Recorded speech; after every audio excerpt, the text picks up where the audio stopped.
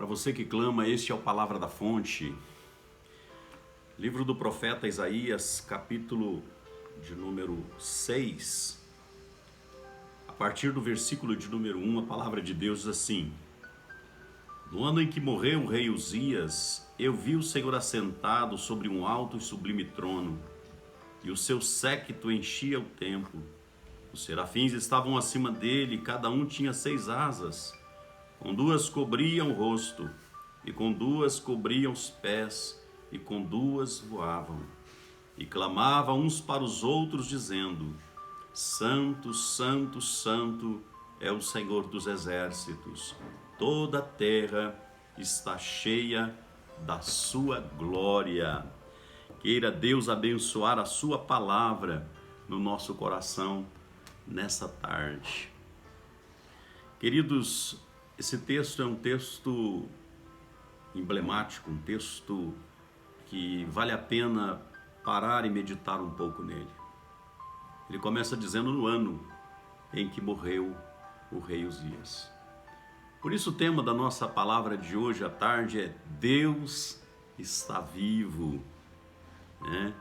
E deixa eu te falar uma coisa, antes de começar: o que vai manter você de pé na adversidade são suas convicções, né? Quais são as suas convicções? Como elas estão? É verdade? Há uma frase de certo autor que diz o seguinte: consertarei o mundo começando a consertar a mim mesmo. E ele ainda diz mais: falarei de Deus aos outros quando eu mesmo tiver ouvido ele falar comigo. Ou seja, eu só posso falar de um Deus que eu conheço. Não é verdade? Nós falamos de Cristo de ouvir falar ou de andar com ele? Essa é uma pergunta que nós precisamos responder, né? Jó, lá no capítulo 4, no capítulo 42, verso 5, Jó disse o seguinte: eu o conhecia só de ouvir falar, mas agora os meus olhos te veem.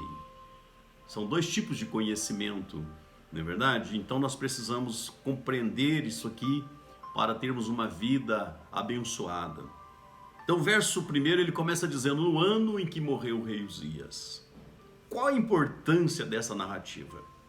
Com a morte do rei Uzias, muitos sonhos da nação de Israel foram sepultados, né? Muitas coisas perderam sentido com a morte do rei Uzias, porque o rei Uzias foi um rei bom, um rei abençoado para a nação de Israel. Ou seja, a expectativa da nação de Israel estava muito sobre aquele rei. E aqui em Isaías, no capítulo 6, o rei Uzias diz que... Isaías diz que o rei Uzias está morto, no ano que morreu o rei Uzias. Então ele foi um rei que levou a nação de Israel de volta à comunhão com Deus, né? E consequentemente a muita prosperidade. Mas agora ele está morto. Este é um fato que precisa ser considerado. E é neste clima de perda, de incerteza, que o profeta Isaías vai ao templo para adorar a Deus. E lá ele encontra-se face a face com Deus. O rei Uzias estava morto, mas Deus estava vivo no trono, no controle de todas as coisas. É importante, queridos, solidificar a nossa fé, as nossas convicções. O Salmo 90, verso 2, o salmista diz assim: antes de nascerem os montes e criares a terra e o mundo, de eternidade a eternidade tu és Deus.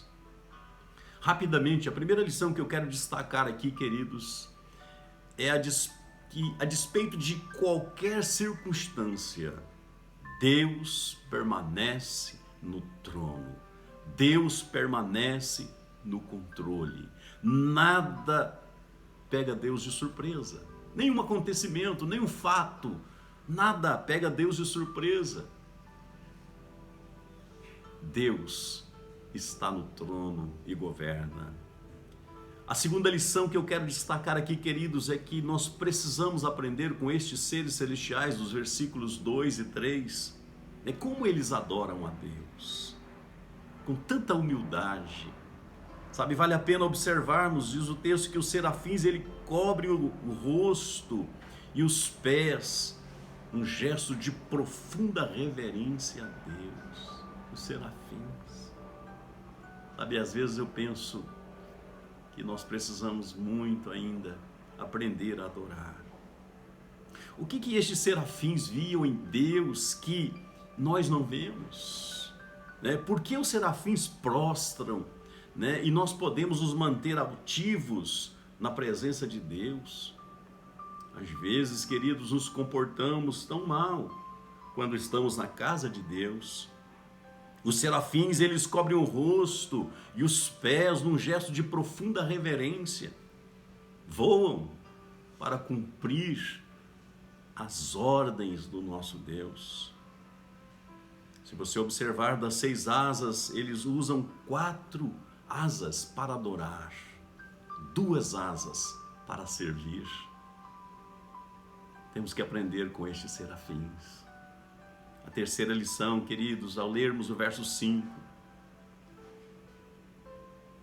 ao ter um encontro com Deus, um encontro pessoal com Deus, o profeta Isaías foi tomado por uma consciência de seus próprios pecados. Agora é como se a ficha caísse. Seus olhos são abertos e ele vê os seus próprios pecados.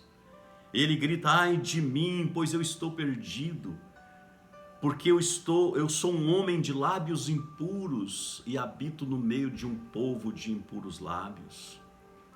Queridos, só quem tem um verdadeiro encontro com Deus, sabe, assim, face a face com Deus, consegue enxergar a malignidade dos seus pecados, o quanto o seu pecado pode prejudicar. O texto diz que ao confessar os seus pecados, o anjo tocou nos lábios do profeta Isaías com uma brasa viva tirada do altar e purificou seus lábios do seu pecado. O purificou dos seus pecados. Observe, queridos, que a primeira palavra do verso 6 é: então dos serafins voou para mim. Significa, queridos, que imediatamente um dos serafins voou na direção do profeta Isaías e o purificou. Sabe o que eu aprendo aqui com isso? É que Deus, ele tem pressa em nos perdoar, em nos restaurar. Logo que confessamos os nossos pecados, logo que reconhecemos os nossos pecados, ele vem ao nosso encontro e ele nos purifica. É isso que a palavra de Deus nos diz: o sangue de Jesus Cristo, seu Filho, nos purifica de todo pecado. Queridos, deixa eu te falar uma coisa: não há perdão sem confissão. Não há perdão quando não temos coragem de confessar. Então, a primeira coisa aqui, queridos, lembrando, Deus está vivo e Ele está no trono e Ele governa as nossas vidas. Segundo, nós precisamos aprender com os serafins, como nos apresentar em reverência diante de Deus. E em terceiro lugar, se quisermos ser livres dos nossos pecados, precisamos nos aproximar de Deus e confessá-los abertamente. Que nessa tarde Deus possa abençoar a sua vida. E nessa tarde o Espírito Santo de Deus possa propiciar a você um encontro assim tão pessoal com Deus.